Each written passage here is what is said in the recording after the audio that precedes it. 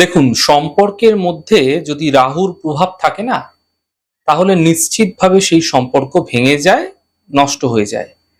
কেন কি দেখুন, সেই সময়কালে মানুষের মধ্যে ভুল ভ্রান্তি হতে দেখা যায় এবং একই সাথে ভুল বোঝাবুঝির শিকার হতে দেখা যায় এবং সেখানে অহংবোধ, অহংকার বেড়ে যায়, যার ফলে কিন্তু সম্পর্কের মধ্যে ফাটল চলে আসে। অনেক সময় হয় কি, আমি কেন তার কাছে ঝুঁকবো, আমি কেন তার কাছে ক্ষমা চাইবো, সে অন্যায় করেছে, আমি ক্ষমা চাইতে পারবো না, এরকম ক্ষেত্রে অহংবোধের জন্ম নেয় এবং সম্পর্ক ধীরে ধীরে ভাঙতে শুরু করে। এরকম ক্ষেত্রে সব থেকে বেশি যেই গ্রহের ভূমিকা দেখা যায় তা হলো রাহু।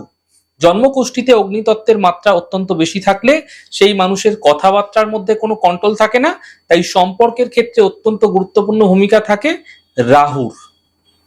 তাই দেখুন, যদি সম্পর্ক নষ্ট হতে দেখা যায় এরকম কারণে, আপনার জন্মছকে রাহু অবস্থান কিরকম সেটা অবশ্যই দেখে নেওয়া প্রয়োজন। রাহু জন্মছকে খারাপ অবস্থানে নেই তো?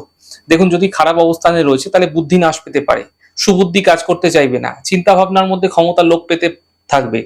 অনেকে আবার অ্যাডিকশনের শিকার পর্যন্ত হয়ে যায়, বারবার লোনের জালে জড়িয়ে যায়, না ভেবেচিন্তে লোন নিয়ে যায়, একবারও ভাবতে চায় না যে কিভাবে লোন সে পরিশোধ করবে। রাহু খারাপ হলে লোকজন আপনাকে পছন্দ করবে না, আপনাকে পাত্তা দেবে না, আপনার কথার গুরুত্ব দেবে না, আপনি নিজেও ঝাঁ চকচকে থাকতে পারবেন না।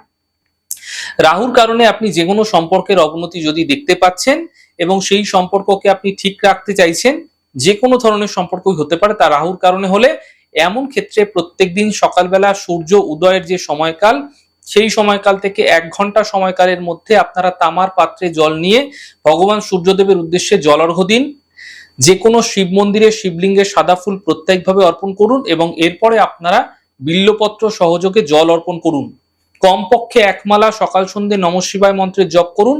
যে কোনো বৃহস্পতিবার দিন থেকে শুরু করে 11টি গুড়ের বাতাসা নিয়ে মাথার উপর অ্যান্টি ক্লকওয়াইজ 11 বার ঘুরিয়ে বা হাত দিয়ে তা ভেঙে আপনারা যে কোনো গাছের গোড়ায় ছড়িয়ে দিন, যেন পিঁপড়ে তা খেতে পারে। এই প্রক্রিয়া প্রতি বৃহস্পতিবার দিনের বেলায় করে যান। এতে সম্পর্কের উন্নতির জন্য প্রার্থনা করতে থাকুন। সম্পর্কের মধ্যে ধীরে ধীরে উন্নতি আপনারা দেখতে পাবেন।